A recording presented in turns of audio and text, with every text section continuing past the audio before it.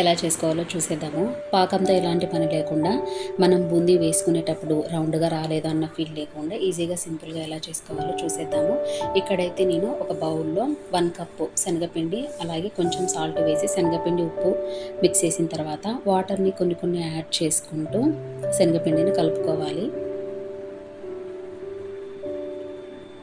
కొన్ని కొన్ని water add చేసుకుంటూ శనగపిండిలో ఎలాంటి లంప్స్ లేకోకుండా వీడియోలో చూపించే అంత కన్సిస్టెన్సీ వచ్చేంత వరకు వాటర్ యాడ్ చేసుకుంటూ శనగపిండిని మిక్స్ చేసుకోండి. ఇప్పుడు స్టవ్ పైన కడాయి పెట్టేసుకొని డీప్ ఫ్రైకి సరిపడా ఆయిల్ వేసేసుకొని ఆయిల్ని హీట్ అవ్వనివ్వండి.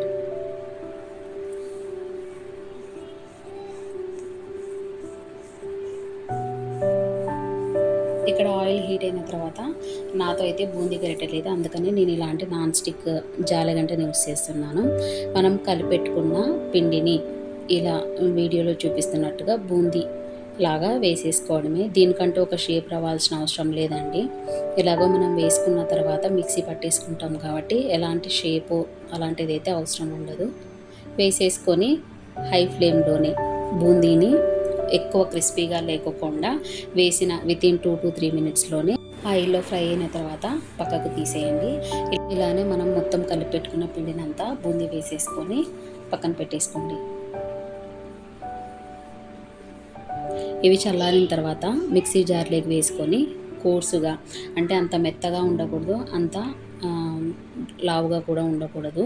మొత్తం మనకి పిండి అనేది మన మేతిచూరి లడ్డుకు ఏ సైజ్ అయితే ఉంటుందో ఆ సైజులో వచ్చేలాగా ఆన్ అండ్ ఆఫ్ మెథడ్లో మిక్సీ పట్టేసుకోండి.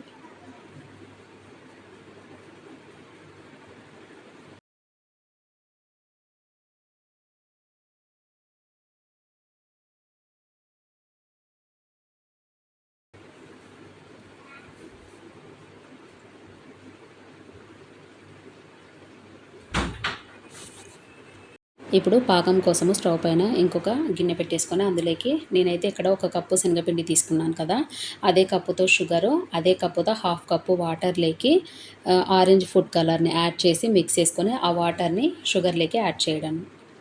ఇక్కడ కేవలం మనకి షుగర్ మెల్ట్ అవ్వాలి అంతే అండి. ఒకసారి షుగర్ మెల్ట్ అయిన తర్వాత మనం ముందుగానే మిక్సీకి వేసి పెట్టుకున్న పౌడర్ని మొత్తం ఆ షుగర్లోకి వేసి బాగా మిక్స్ చేస్తూ లో ఫ్లేమ్లోనే అలానే మిక్స్ చేస్తూ మొత్తం ఆ శనగపిండి పౌడరు అలాగే షుగరు 2 మిక్స్ అయిపోయిన తర్వాత 1 స్పూను నెయ్యి యాడ్ చేసుకొని మళ్ళీ ఒకసారి మొత్తం మిక్స్ చేసుకొని స్టవ్ అయితే ఆఫ్ చేసేసుకోవడమే. మనకు రూమ్ టెంపరేచర్ వచ్చేంత వరకు పక్కన పెట్టేసుకోండి. ఇది చల్లారిపోయిన తర్వాత మనకు ఏ షేప్లో కావాలంటే ఆ షేప్లో, కొంతమందికి స్క్వేర్ షేప్లో నచ్చుతుంది, కొంతమందికి రౌండ్గా నచ్చుతుంది కదా.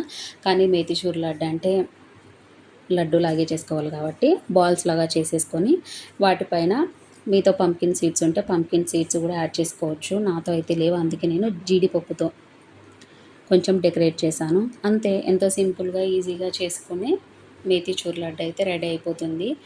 చూసారు కదా, ఎంతో ఈజీగా ఉంది ప్రాసెస్ అయితే. మీకు నచ్చితే మీరు కూడా ట్రై చేయండి. ఈ వీడియో నచ్చితే లైక్ చేయండి, షేర్ చేయండి, ఛానల్ని సబ్స్క్రైబ్ చేసుకోవడం మాత్రం మర్చిపోకండి.